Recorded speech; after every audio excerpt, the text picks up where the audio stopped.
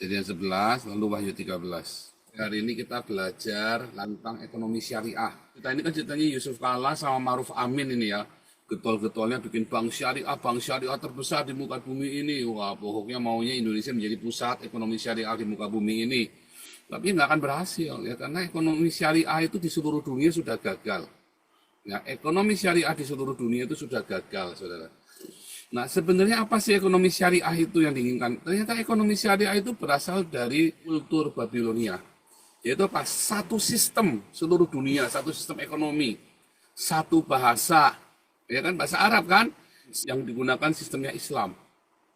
Bukan berdasarkan kebutuhan masyarakat, tapi berdasarkan dari apa yang sudah ada, lalu dihajarkan ya Islam yang paling benar Al-Quran pokoknya, lalu dipaksakan seluruh dunia ikut ini. Padahal Al-Quran sudah absurd, sudah invalid, saudara. Nah, itu yang mau dilakukan, ya. Bukan berdasarkan kebutuhan masyarakat lalu dibangunlah sebuah sistem ekonomi, tetapi sebuah sistem yang dipaksakan dari Al-Quran, dipaksakan ke dalam masyarakat. Nggak akan berhasil. Makanya ekonomi syariah di seluruh dunia itu gagal, saudara ya. Dulu ini kita pernah membahas ini ya, lihat ya, namanya Quran Timur ya, Quran Timur. Ya, Timur Quran ini seorang ekonom dari Turki ya, dia banyak mengkritik tentang kebijakan ekonomi Islam ya. Lihat ya, Genesis Islamic Economic Chapter in the Politics of Muslim Identity ini ya, the 20th century has been ya, abad ke-20 menjadi saksi ya, di mana emergence tiba-tiba muncul kembali ekonomi syariah itu, saudara ya. Of all economic, the Muslim faith only a small minority, known as Islamic economists, identify with some variant of this new doctrine. Ya, doktrin ini ada socially significant, if only because advanced, sprawling, headline-grabbing movement known as political Islam, Islamic fundamentalism, simply Islamisme, ya, politik Islam, Islam fundamental atau Islamisme, ya. Nah, terus ya, the declare purpose of Islamic economic identify and establish an economic order then conform to Islamic scripture and tradition. Jadi ekonomi syariah atau Islamic economy ini didasarkan dari Quran ya.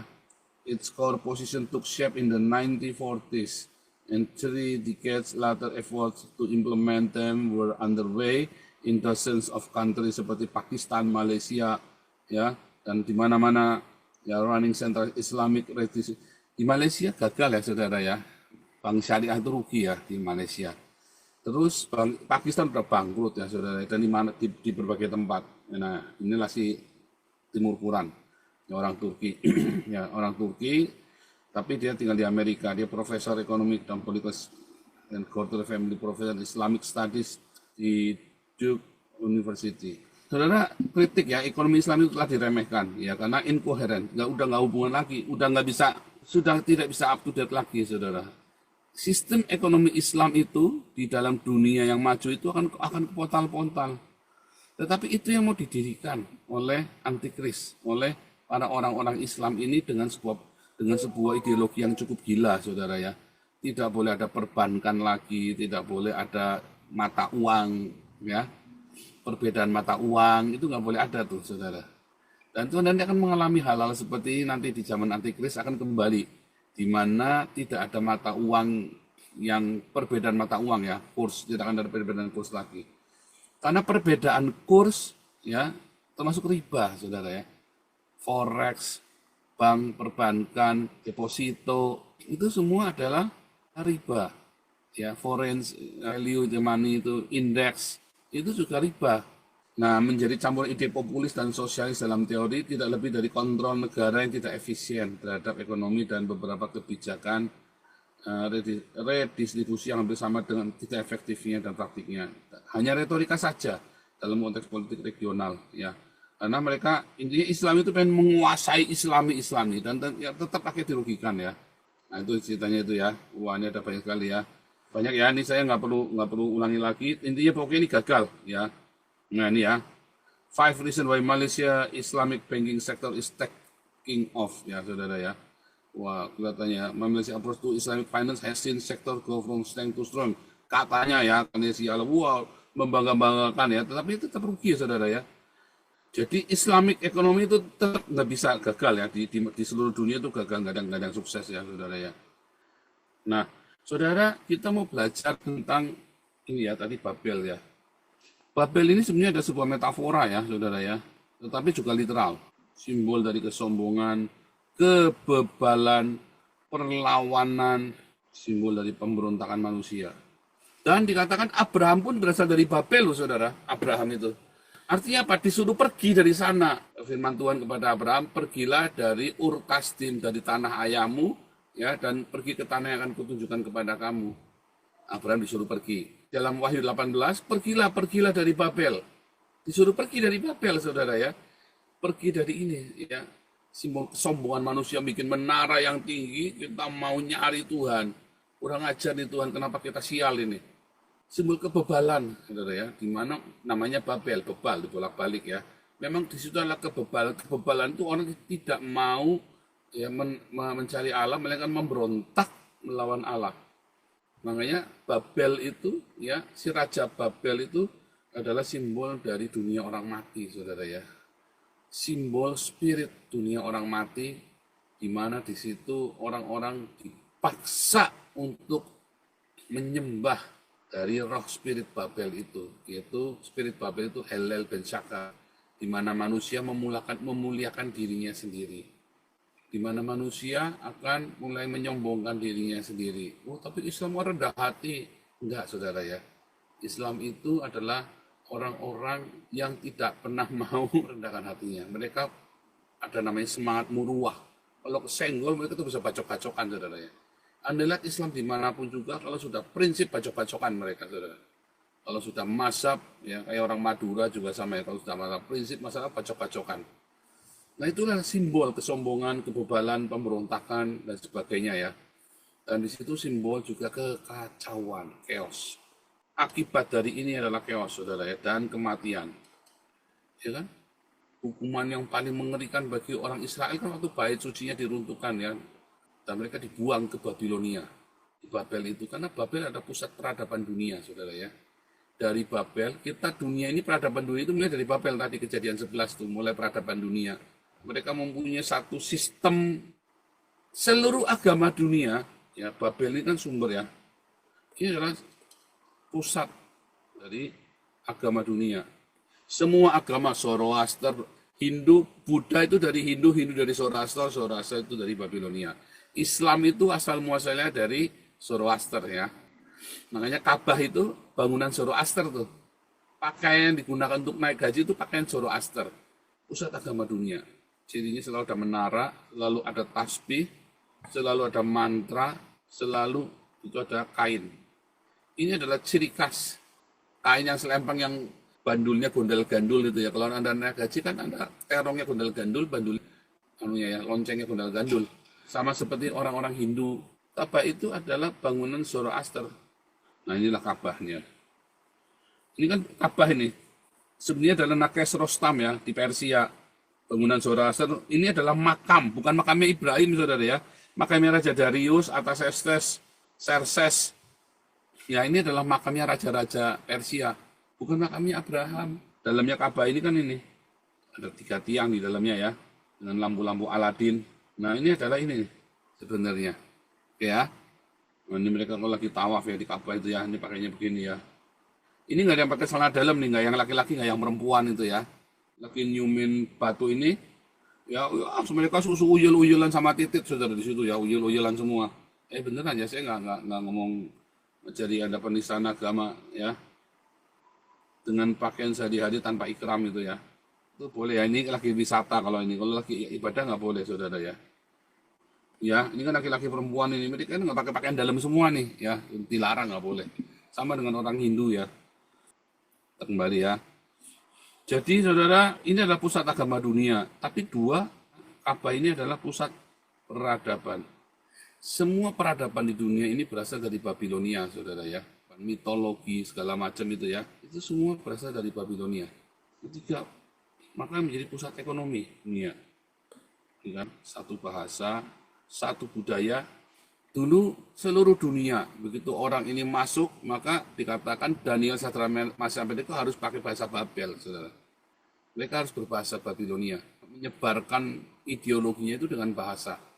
Makanya, saudara, agama-agama dari Babel, maka ngajari Anda untuk ibadah dengan satu bahasa, saudara. Contoh, bahasa Arab, bahasa Sanskrit. Anda membaca doanya kan dalam bahasa Sanskrit itu ya, Buddha, Hindu, Islam, pakai bahasa Arab. Termasuk pernah terjadi gereja memaksa Anda untuk berdoa dalam bahasa Latin. Karena mereka memang dari Helenis, dari Babilonia. Gereja itu pernah terjebak di sana ya. Tapi kemudian terjadi beberapa pendobrakan oleh para reformisnya, yang entah Katolik, entah Protestan, pokoknya banyak, nggak cuma Martin Luther. Pernah ya. Karena mereka terjebak di sana. Karena mereka ingin mengkristenkan pagan ini, mereka berkompromi luar biasa. Nah, itu yang terjadi. Jadi satu bahasa itu ya, serikasnya. Maka ada pusat ekonomi. Ini adalah occult, ini adalah culture, maka ini adalah agriculture, pusat ekonomi ini. Pusat ekonomi inilah yang disebut dengan pusat ekonomi ini, yang disebut dengan mamon. Ini yang disebut dengan mamon, agriculture-nya kan. Nah, agriculture yang jadi mamon inilah yang kemudian culture-nya manusia. Waktu adalah uang, ya kan? Time is money. Dari agriculture-nya, pusat ekonominya, maka diangkat kembali. Maka akhirnya puncaknya apa, saudara? Temple, occultnya. Uang, mamon. Mamon. Temple-nya adalah bank. Kulturnya adalah sistem keuangan. Ya, sistem keuangan dunia. Ini yang modern ya secara umum, kan bukan berarti mamon itu berasal dari Babel, bukan. Tetapi ini kita cerita ciri khas Babel, menghasilkan pusat ekonomi juga. Nah, kemudian itu ekonomi berkembang ke seluruh dunia. Tetapi kemudian ekonomi itu berkembang. Yang paling mempengaruhi perekonomian dunia dari awal mulanya bukan Mesir, saudara.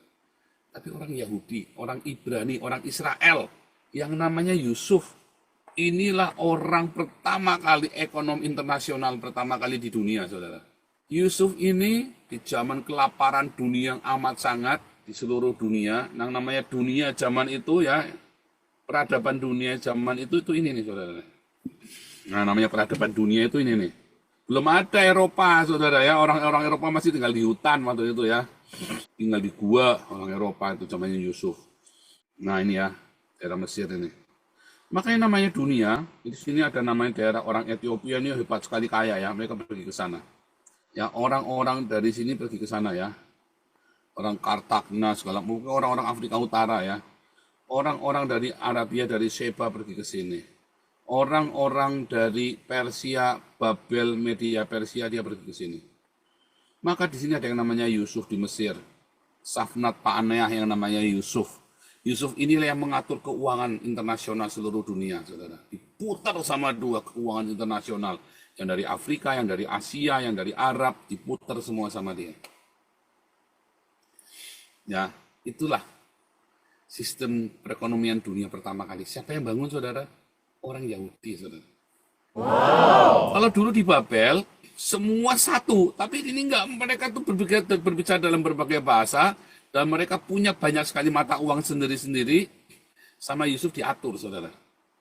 Kamu boleh beli makanan, bayarnya pakai ini, bayarnya pakai ini, bayarnya pakai ini. Nah, itulah sistem perekonomian pertama dunia, zamannya Yusuf. Kemudian, ya, maka dunia kemudian berkembang sistem perekonomian yang lain. Dan tiba-tiba Israel menjadi negara yang amat sangat besar.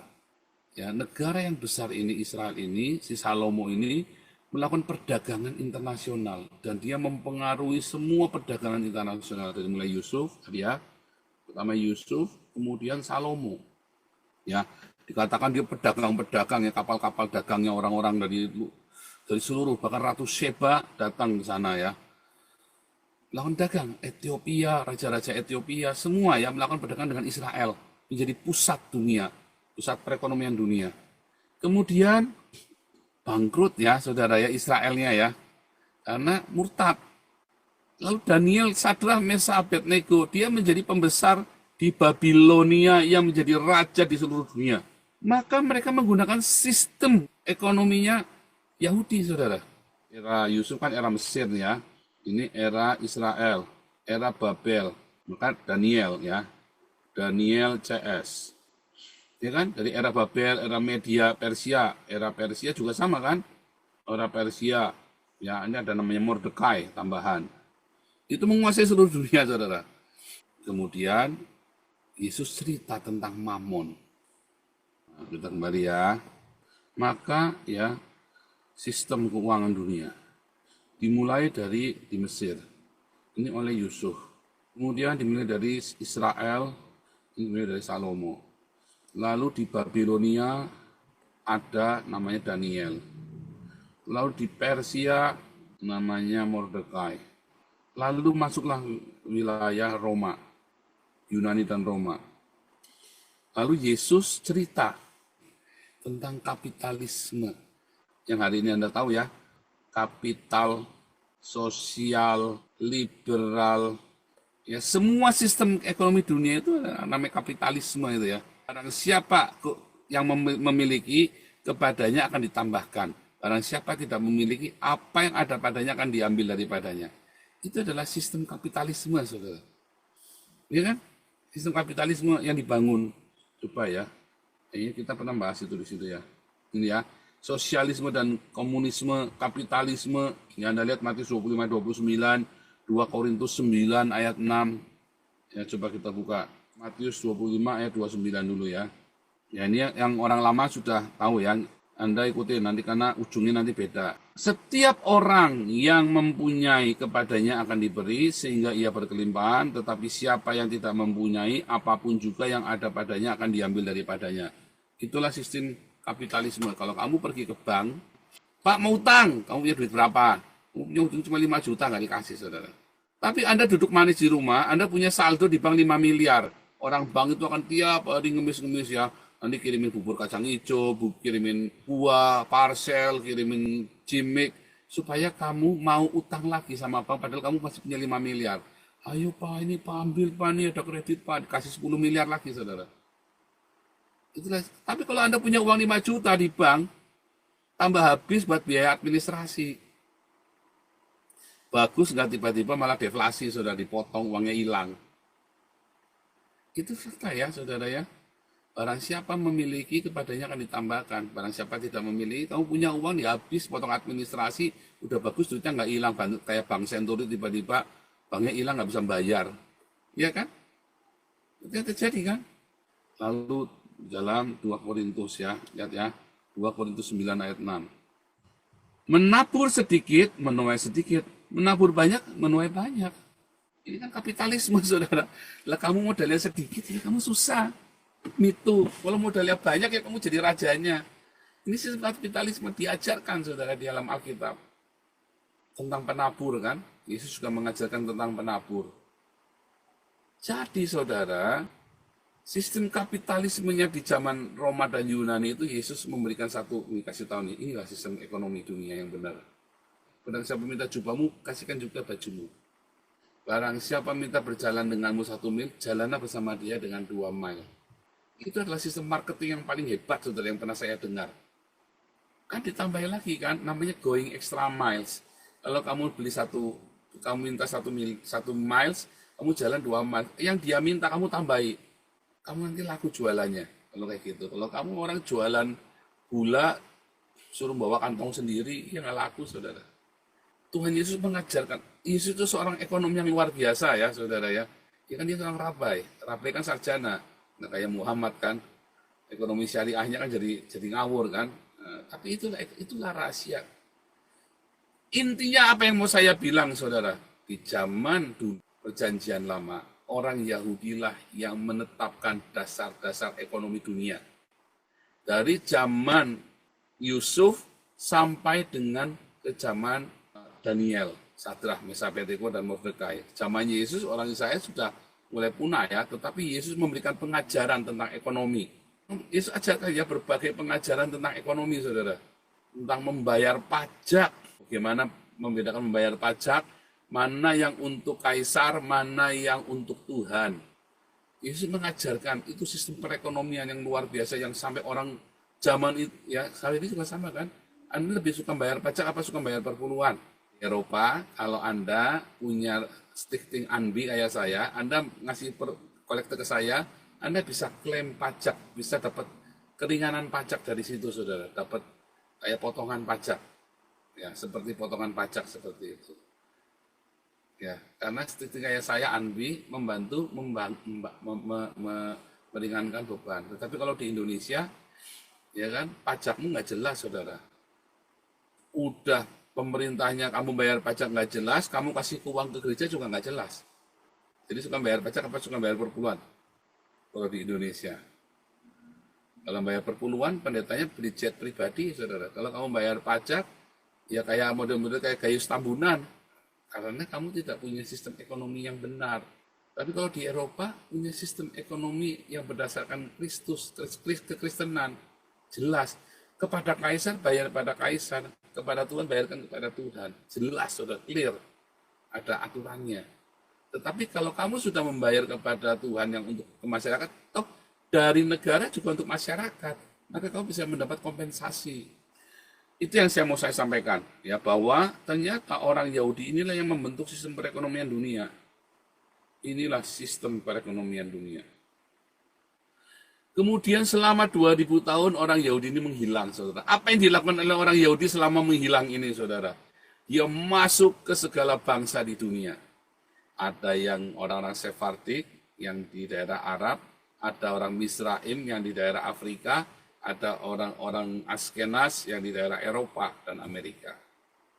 Ya, mereka masuk ke segala bangsa dan mereka sangat mempengaruhi semua perekonomian di sana. Semua orang Yahudi dimanapun berada, dia pasti pegang perekonomian negara itu, saudara. Yang di Jerman, di Belanda, di Spanyol, di Prancis. Nanti Anda bisa nonton filmnya ini ya, The Heirs of Land ya ada filmnya di Netflix. Nah ini ya, Anda nonton filmnya ini, bagaimana orang-orang Yahudi itu dirampas kekayaannya oleh orang Prancis, ya, dirampas. Kalau dia nggak mau jadi Kristen, orang-orang Yahudi ini menjadi amat sangat berpengaruh, dekat dengan raja-raja, saudara ya. Bahkan kaisar-kaisar ya, atau kaisar di Jerman dulu, Kaisar Charles siapa itu ya, dia uangnya dari orang Yahudi, saudara. Ya semua untuk kegiatan propaganda politiknya dia semua itu dari orang Yahudi. Bayangin sebegitu kuatnya orang-orang Yahudi ini. Ya, itu contohnya ya. Terus kita balik lagi, saudara. Jadi selama 2000 tahun, ya dari zaman Yesus. 2000 tahun dari zaman Yesus. Dari bait diruntuhkan sampai dengan abad 20. Orang Yahudi adalah penentu perekonomian negara. Ayatnya di mana, saudara? Berdoalah, usahakanlah kesejahteraan kota. Ada dalam Yeremia 29 ayat 7, saudara ya. Usahakanlah kesejahteraan kota. Kemana kamu buang. Berdoalah untuk kota itu kepada Tuhan, sebab kesejahteraannya adalah kesejahteraanmu. Ya, bukan cuma berdoa, ya realistis, kamu kudu kerja. Kamu harus usahakan kesejahteraan kota itu, karena di mana aku buang, negara di mana kamu buang, kamu harus usahakan kesejahteraan. Karena begitu negara itu makmur, kamu juga ikut makmur. Ya, termasuk di Babilonia, termasuk di Persia. Kamu pikir Mordekai itu orang biasa, saudara? Itu orang berpengaruh, makanya dia bisa ajukan anaknya, anak angkatnya dia, si Esther itu keponakannya, untuk jadi permaisuri raja. Karena dia punya akses. Dia adalah pengawal pribadi. Kalau pengawal pribadi itu tidak macam-macam, bukan kayak cecunguknya Habib Rizik itu, saudara. Pengawal pribadi itu dia adalah perwira-perwira yang khusus itu ya. Mereka punya pengaruh, bisa kudeta sama rajanya. Jadi mereka harus punya pasukan juga. Mordekai itu adalah pengawal pribadinya raja, Raja Xerxes. Bayangin, usahakan kesejahteraan negara di mana dia berada. Orang-orang Yahudi ini, karena ada Yeremia 29 ayat 7 ini, saudara. Mereka dimanapun orang Yahudi buang, pasti mereka akan menjadi penentu kota, penentu negaranya itu, termasuk di Jerman. Makanya Hitler marah sekali. Karena semua penentu perekonomian di Jerman itu adalah orang Yahudi. Makanya sama Jerman, hajar orang Yahudinya, kekayaannya orang Yahudi itu dirampok buat biaya perangnya Jerman. Biaya perangnya Jerman apakah dari negara Jerman, dari rakyat Jerman? Bukan, dari orang Yahudi, saudara. Biaya perang dunia. Bahkan yang pertama ya, yang pertama dan kedua itu kan dari pogrom, mulai dari pogrom orang-orang Yahudi dimiskinkan oleh negara. Tapi kemanapun mereka pergi, ya bahkan ada, saya lupa ya, ada film Belanda juga ya, ada satu orang Belanda, polisi Belanda yang nipu orang Yahudi, ini kaya-kaya banget orang Belanda ini ya, orang Yahudi Belanda lalu ditipu sama polisi ini ya. Jadi intinya orang Yahudi itu amat sangat kaya raya dari dulu, dan dia selalu berkoneksi antara Yahudi yang di Arab, Yahudi yang di Spanyol, Yahudi yang ada di Belanda, di Jerman, Yahudi yang di Australia, di Polandia sampai ke Rusia, Yahudi di Amerika, mereka berkomunikasi satu sama lain. Mereka punya satu komunitas, ya orang-orang Yahudi ini. Dan mereka membentuk, karena mereka penentu ekonomi, Anda bayangin ya, mereka penentu ekonomi di Eropa, di Amerika, di Arab, mereka menentukan ekonomi dimanapun di Afrika, maka mereka punya satu apa? Ya udah kita punya kode, punya kondak, ya kan? Supaya kita bisa komunikasi. Kamu di sana mata uangmu beda dengan saya, lalu mereka tuker-tukeran uang, saling membantu sesama orang Yahudi. Mereka harus membuat sebuah sistem mata uang, saudara. Karena sistem mata uang yang di Afrika beda dengan yang di Amerika, dengan yang di Eropa, dengan yang ada di Arab. Maka orang-orang Yahudi mulai membentuk sistem mata uang ya. Kemarin sudah saya tunjukkan juga ya. Ini saya tunjukkan lagi sekali lagi ya, saudara ya. Sistem mata uang. Judul jurnalnya itu ya adalah Gebhard Position ini ya. Position Jewish Economy, judul jurnalnya ini. Tahun 1949 jurnalnya udah tua ya. Ini saya ngambilnya dari Haifa University Gestor ya. Orang-orang Yahudi inilah yang membuat sistem banknot, saudara. Banknot, mata uang rupiah itu, mata uang kertas itu loh. Bagaimana bisa mata uang kertas itu nilainya adalah 100.000, bahkan ada yang nilainya 1.000 dolar. Satu lembar kertas harganya 1.000 dolar. Gimana caranya tuh, saudara? Ya untuk membuat satu lembar kertas itu biayanya mungkin 5-10 dolar. Tapi harga ini bisa sampai 1.000 dolar. Kan edan, saudara, sampai 500 dolar. Yang pernah saya lihat itu 500 euro uang ya. 500 euro. Berarti kalau Anda punya satu lembar uang 500, satu lembar itu di dompet, berarti Anda punya uang 8 juta tuh di dompet itu. 8 juta rupiah. Bagaimana tuh bisa membuat sistem itu? Orang Yahudi yang bikin. Orang Yahudi yang di Arab, orang Yahudi yang ada di Spanyol, orang Yahudi yang di Eropa, di Amerika, mereka kumpul.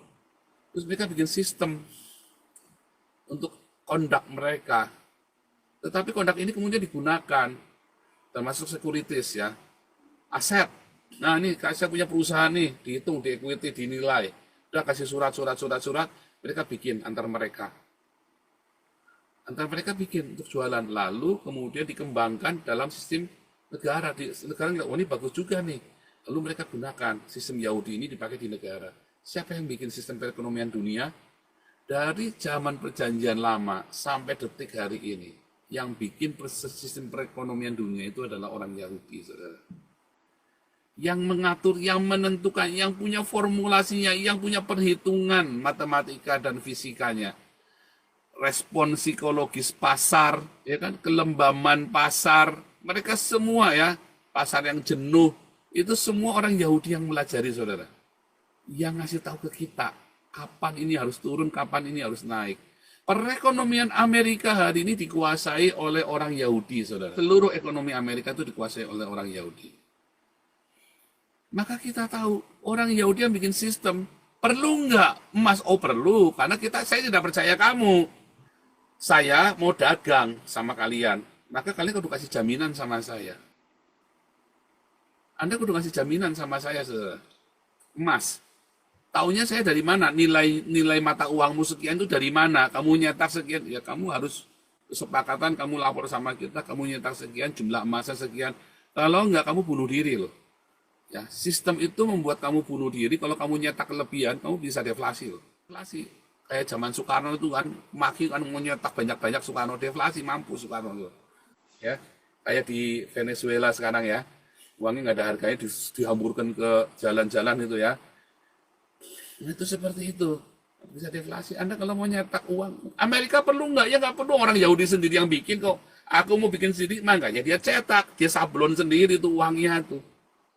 Karena dia tahu sistemnya itu dia bikin sampai di mana bahayanya, titiknya di mana dia cetak terus, saudara.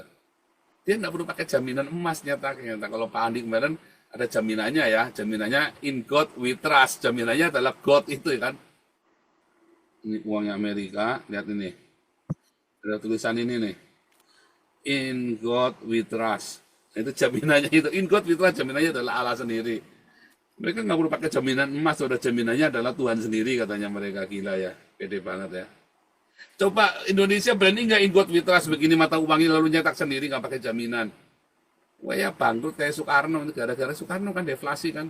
Terus kakek buyut saya bangkrut saudara ya. Bangkrut habis-habisan ceritanya begitu dulu ya, saya diceritain. Nah uangnya satu yang berlemari-lemari es itu ya nggak ada kanggonya semua duitnya. Nah, itu ya. Nah itulah salah satu ya bagaimana orang Yahudi Tuhan memberkati.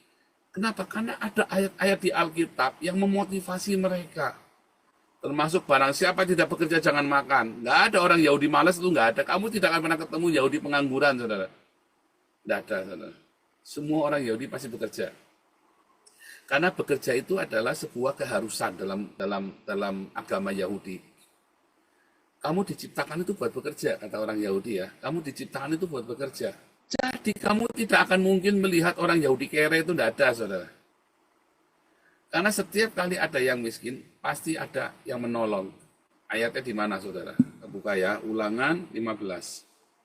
Ya, lihat. Maka tidak akan ada orang miskin di antara kamu. Keren ya? Di semua kelas di Haifa University, ya, di semua kelas kami, ada tulisannya, there is no poor among us. Dari mana ayatnya? Dari sini, saudara. Sudah berapa ayat 2 ya, bagi orangnya dia. Usahakan kesejahteraan kota. Kedua, there is no poor among us. Mereka pasti akan saling membantu. Karena itu adalah perintah Tuhan. Membantu mereka serius ya, saudara ya. Nah, makanya kamu tidak akan melihat orang Yahudi miskin. Makanya orang kalau dia miskin, dia ngaku aku Yahudi, lalu dia pulang ke Israel, dia kaya saudara di sana. Makanya orang berbondong-bondong bukan kaya raya, tapi tidak akan miskin. Lalu orang Yahudi ini punya paspor Amerika, ya sementara dia Yahudi, dia orang miskin di Amerika, atau orang miskin dia di India. Dia orang Yahudi, dia punya, dengan keyahudiannya dia punya paspor India. Kok punya paspor Israel, punya paspor India, masuk Indonesia dengan paspor India. Kemudian dia di Bali, dia umpak-umpakan, saudara. Ya kan, kaya raya kan. Baru ada tuh ya, 104, lihat. Sebab tidak seorang pun yang berkekurangan di antara mereka. Ayat ke-34. Karena semua orang yang punya tanah atau rumah menjual kepunyaan itu dan hasil penjualan mereka bawa. Nggak ada yang kekurangan. Nah itulah bagaimana cara para rasul menggenapi apa yang menjadi nubuatan di dalam Ulangan 15 ayat 4. Dan benar-benar tidak ada orang Kristen yang kere, saudara. Kenapa hari ini banyak orang Kristen yang kere? Karena gereja tidak melakukan ini, saudara.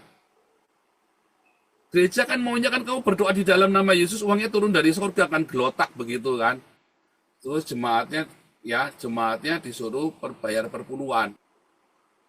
Yang terkenal ini, saudara. Ada orang yang berdebat, apakah orang Kristen perlu mengembalikan perpuluhan milik Tuhan atau tidak. Buat saya ini bukan sesuatu yang perlu diperdebatkan. Lu mau kembalikan boleh, lu nggak mau kembalikan boleh, terserah. The end of the day, it's all about the love of God. Amin. Kalau kita menyadari kebaikan Tuhan, aduh, jangankan 10%, semua yang saya punya Tuhan punya. Terus kenapa? Saya mesti ngajar di sini, saudara-saudara. Kalau saudara nggak mengembalikan perpuluhan milik Tuhan, Tuhan hajar saudara. Saya nggak akan mengajar begitu. Yang saya ajar hanyalah sederhana. Kalau kita tahu semua Tuhan punya, jangankan 10%, apa saja yang bisa saya berikan buat Tuhan. Dia Tuhan yang mengembalikan berlipat kali ganda dalam kemuliaan kuasanya. Berikan tepuk tangan yang mereka. Kalau kamu mengasahkan kasih Tuhan, kamu akan kembalikannya kemana, Pak Pendeta? Ya ke gereja dong. Ke gereja. Kalau kamu diberkati di sini, ya kamu kembalikannya ke sini. Lewi satu-satunya suku yang tidak punya ahli waris di dalam tanah perjanjian. karena mereka nggak boleh perang. Tapi apa yang diterima oleh Bani Lewi? Ke-11 suku yang lain harus perang buat mereka. Bani Lewi menikmati berkat yang tidak mereka perjuangkan. Kalau saudara ngerti kamu imam di hadapan Tuhan, dan saudara layani kepentingan Tuhan dan kepentingan orang lain, bukan kepentinganmu, maka kebutuhanmu dan berkat yang saudara dambakan bukan lagi menjadi suatu hal yang Anda perjuangkan, tapi Tuhan akan memberkati saudara dengan kelimpahan dan perkenanan Tuhan yang orang lain bilang, kok lu bisa, para lu gak kerjanya kayak gua, kok. Maksudnya, orang Lewi kan nggak perlu kerja, katanya kan nggak perlu perang. Orang Lewi kerja nggak kerja, saudara, jangan ngomong nggak kerja, ini pendeta edan ini. Lalu caranya apa? Ya minta, ya jemaatnya suruh bayar sama dia. Ya ini salah satu contoh nih, ya. Nih contoh-contoh perpuluhan nih, tak hitungan ya saudara ya. Maunya si pendeta-pendeta ini, ya saya nggak ini ya, maunya pendeta itu begini saudara hitungnya. Dan ini pernah ada pendeta GPDI pernah ngomong saya ya terang-terangan ya pendeta GPDI. Ini loh Pak Paul, ya Pak ini kan ada dia punya jemaat, ya ada 10 orang misalnya, ya satu orang ya gajinya adalah 5 juta per bulan. Maka 10%-nya sama dengan 500.000.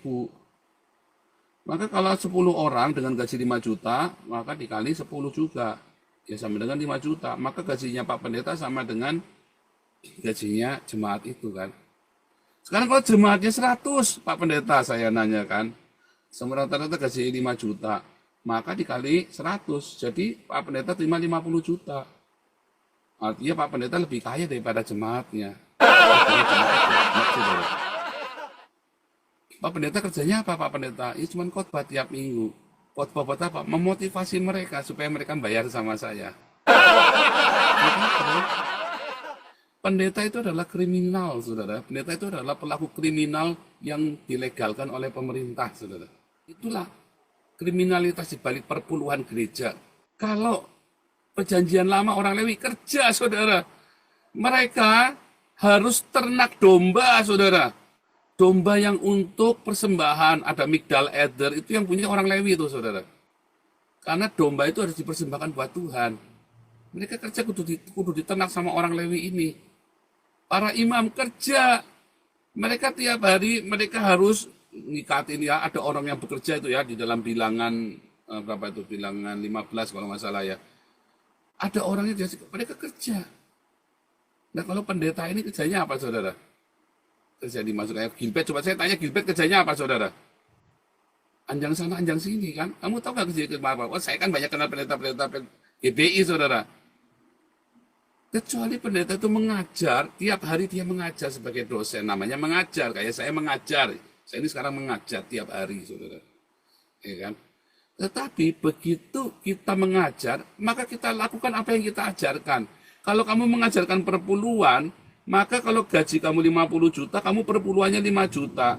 Maka kamu masih punya 45 juta, saudara. Tetap kamu lebih kaya daripada jemaatnya kamu. Lalu jemaatnya kamu ada yang bangkrut. Oh iya, Bro. Tuhan Yesus memberkati, kita doakan ya, Bro ya. Kita menangis bersama. Wah, ikut sedih, saudara. Kenapa? Karena yang 500.000 hilang 1, saudara.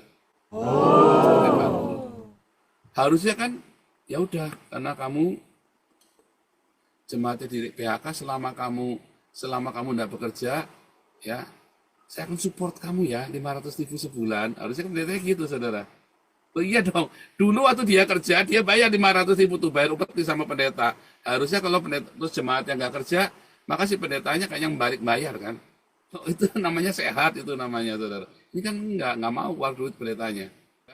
Boro-boro keluar duit. Dia nyuruh orang buat nolong dia saja nggak akan, saudara. Percaya saya. Kenapa? Begitu jemaatnya disuruh nolong dia, maka orang jemaat ini kan tidak ngasih kamu lagi. Kalau saya, saudara ya, kalau ada orang lagi susah, mungkin dalam sistem kita nggak bisa. Ada ya pengurus kita lagi susah kemarin ya. Anaknya mau bayar sekolah, nggak bisa, saudara. Ada pengurus yang anak mau bayar sekolah 14 juta. Nggak ada duitnya, dan sistem itu nggak ada di kita. Akhirnya kita bilang apa? Yuk kita patungan, yuk bayari dia. Terkumpul persis, saudara, 14 juta sudah dia butuhkan. Padahal dia mau utang-utang sama saudaranya. Kalau dia sama saudaranya utang, saudara. Begitu sama kita patungan, kumpul 14 juta kita kasihin dia, saudara. Saya pun urunan. Ada orang meninggal, saya urunan, saudara. Maaf ya, saudara, ya, bukan sombong. Biasanya saya paling besar urunannya. Kalau ada orang meninggal, kalau ada jemaat meninggal ya, ayahnya atau anak kandungnya atau ayah ibu kandungnya, ya. Karena saya pernah merasa orang tua meninggal itu duitnya habis banyak sekali. Ya, dan itu ketolong gara-gara kalian urunan buat saya. Sekarang ketika ada yang susah, kalian ada yang susah, saya pasti urunan dulu, saudara. Nah, hal seperti ini tidak diajarkan di gereja. Padahal dalam sistem Alkitab itu diajarkan, saudara. Sistem perekonomian diajarkan di Alkitab itu harusnya Anda malah belajar. Sebentar, saya akan ngomong ya, sebentar nih, jam berapa nih. Wah, dikit lagi ya, saudara ya, dikit lagi. Nah, sistem antikristus sekarang ya, kita sekarang balik sistem antikristus, lompat ya, sistem antikristus. Sistem antikristus ini adalah syariah, ya, ekonomi syariah, syariah Islam atau ekonomi syariah. Maka dia akan membatalkan ya sistem riba. Apa yang dibatalkan, saudara? Satu, perbankan. Sistem perbankan itu akan dibatalkan, nggak boleh, saudara, nggak mau. Adanya apa? Rentenir nggak ada. Yang ada adalah urunan. Ya, diganti dengan arisan bagi hasil.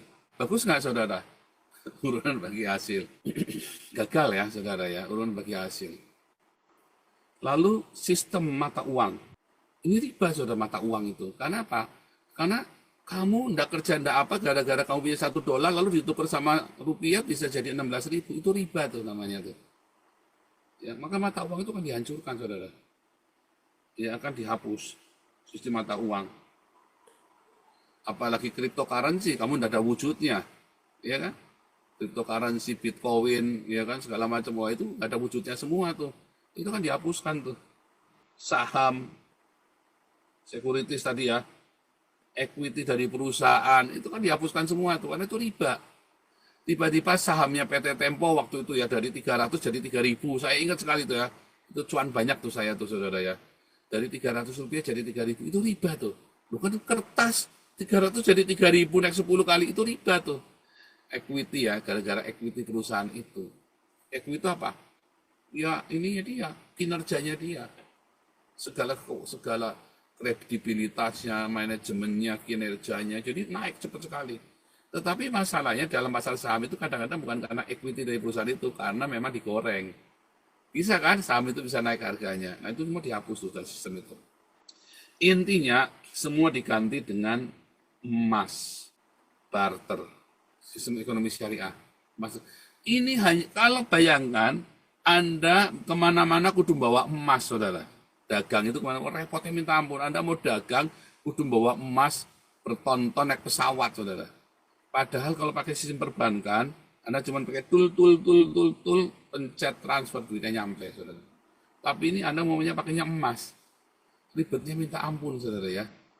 Dan Anda maunya bisanya barter emas atau barter barang sama barang. Ya nanti akhirnya aqua, 1 galon aqua di Arab harganya bisa 1 gram emas. Sementara 1 galon aqua di Indonesia, ya harganya cuma 1/100 gram emas. Harganya bisa aneh-aneh nanti itu, karena sistem barter sesuai kebutuhan. Nah itu sistem ekonomi syariah yang diinginkan. Intinya adalah semua sistem peradaban dunia itu kan dihancurkan oleh antikristus tadi. Tanpa tanda tadi, tanpa tanda antikristus, syahadat Islam, maka kamu tidak akan bisa bertransaksi. Nggak boleh, kamu mau barter emas, kamu harus la ilaha illallah dulu, saudara. La, harus gitu dulu, saudara. Jadi kalau Anda barter, supaya tanda Anda bersuka cita. La, gitu kan. Oh ya, boleh, gitu ya. Nah, itulah yang terjadi nanti di masa antikristus. Maka sekarang Anda yang punya sistem, ya Anda masuk dalam sistem keuangan, baik Bitcoin, Anda yang punya Bitcoin lah, Anda punya dolar, punya saham, punya segala macam. Saat ini kamu aman, tapi nanti begitu zaman antikristus, itu semua akan remuk semua tuh, saudara, hilang semua tuh. Karena akan dibajak sistem perekonomian dunia. Makanya microchip itu adalah sebuah sistem perekonomian dibangun oleh orang Yahudi, saudara. microchip itu. Orang Yahudi lagi ya, orang Yahudi lagi yang membangun sistem microchip itu orang Yahudi. Antikris bukan. Justru dengan adanya microchip itu, maka kamu akan semua akan lebih mudah. Saya ini sekarang kalau pergi ke Den Haag setir mobil ya, dari rumah 2 jam. Tiba-tiba dompetnya lupa tak bawa. Kemarin saya ngantar si Edwin ya ke stasiun Den Haag, stasiun Amsterdam. Saya lupa bawa dompet, saudara. Lalu bayar parkirnya gimana? Aduh, akhirnya saya tutup di handphone ya, pasang aplikasi di handphone supaya bisa tak ini ya, scan gitu ya. Untung loh. Tapi andai kata saya punya microchip kan cuma tak gini, tak tempel aja pakai tangan, sudah nggak pusing, nggak ada kata SIM ketinggalan, ATM ketinggalan, udah nggak ada cerita tuh. Sekarang saja saya sudah hampir tidak pernah bawa banknote ya, uang tunai itu saya udah nggak pernah bawa. Dompet saya nggak ada uang tunai, saya cuma pakai ATM kemana-mana, cuma bawa ATM 1. Dan nanti pakai microchip, lalu microchip ini akan dibajak oleh orang Islam. Kembali kepada sistem perbudakan. Kalau sekarang kapitalisme tidak mengenal perbudakan, saudara, nggak bisa. Dalam kapitalisme nggak bisa ada perbudakan karena tidak ada hierarki. Kalau kamu seorang miskin, seorang hitam, kamu punya uang banyak, ya kamu bisa dapat VIP. Ya, nggak peduli kamu hitam, kuning, hijau, kamu bisa VIP. Monyet sekalipun, kalau kamu punya bawa uang, kamu bisa VIP. Yang penting uang. Ukuranmu itu adalah uang. Tapi dalam sistem syariah, ukuranmu itu bukan uang, saudara. Ukuranmu itu berapa ayat yang kamu hafalkan. Ya, seberapa kamu bisa nipu dengan ayat-ayat Al-Quran itulah, maka kamu yang akan berkuasa. Makanya sistem di dalam syariah itu yang menguasai siapa? Para khalifahnya, saudara. Tidak ada kepemilikan absolut di dalam sistem syariah. Dalam konsep Islam, segala sesuatu pada hakikatnya adalah kepemilikan absolut dari Allah. Manusia berperan sebagai pengelola, diberikan kepada Allah mengelola bumi, berjalan dengan harta bendamu. Jadi nanti, kalau khalifahnya bilang, ini Allah butuh, bisa diambil dari kamu begitu aja, saudara. Ini Allah butuh, diambil, dirampas. Saudara. Kalau dalam sistem pemilikan Yahudi, nggak bisa. Ingat, Daud mau ngambil tanah untuk kemah, dibeli, saudara. Abraham mau bikin kuburan buat istrinya, beli, saudara. Bait suci semua itu beli. Nggak ada, ini Allah mau bikin nih, Yehova mau bikin dirampas, nggak ada, saudara. Tapi di dalam sistem Islam, kamu bisa dirampas, ini buat Allah. Jadi siapa yang jadi khalifahnya, dia akan berkuasa, dia akan ambil alih semuanya, itu ngeri, saudara ya. Mampus kamu, saudara, sama sistem khalifah. Makanya, ya, di mana hartamu berada, di situ hatimu ada. Kalau hartamu pada orang miskin, walaupun nanti diambil alih oleh antikris, kamu ya Tuhan akan berhutang padamu. Di dalam masa antikris kamu akan dicukupkan, saudara. Kalau hartamu kamu bagikan kepada orang miskin, ya untuk memberi makan, jangan khawatir di zaman antikris Tuhan tidak akan berpelit-pelit sama kamu. Kamu sedang menghutangi sorga, saudara. Ya kan? Barang siapa menolong orang miskin, kamu menghutangi surga kan? Ya. Memberi dengan kemurahan hati, ya Amsal 19 ayat 17. Saudara, ketika kamu sekarang lagi berkecukupan, berkelimpahan, ayo menabur. Jangan ke pendeta-pendeta tadi yang mesti kayak Gilbert, duitnya nggak jelas larinya kemana, saudara. Ya tapi kan buat operasional, iya saudara, nggak jelas, saudara. Kamu berikan ya uangmu untuk hagios di Eropa maupun di Indonesia atau Damaris, uangmu itu buat orang miskin, saudara. Buat kita mensupport kehidupan orang-orang miskin. Suatu hari kamu akan di zaman antikris, kita semua akan mengalami. Bohong kalau tidak ngalami, saudara, kecuali kamu udah mati. Ya, nggak ada rapture sebelum antikris itu nggak ada. Alkitab itu bilang, sekalipun ada rapture itu sangkakala terakhir, antikrisnya sudah ada, saudara ya. Dan di antikris itu nanti kamu tidak bisa bertransaksi, yang bisa bertransaksi hanya syariah Islam itu, saudara. Lalu kamu nggak bisa dagang, kecuali kamu nah baru kamu bisa dagang tuh, saudara, bisa barter. Kamu harus punya tabungan di sorga sekarang.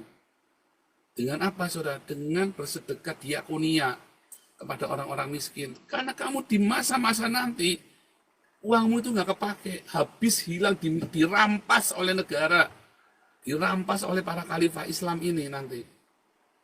Karena tadi saya jelaskan ya tentang ekonomi syariah, ya ekonomi Babel.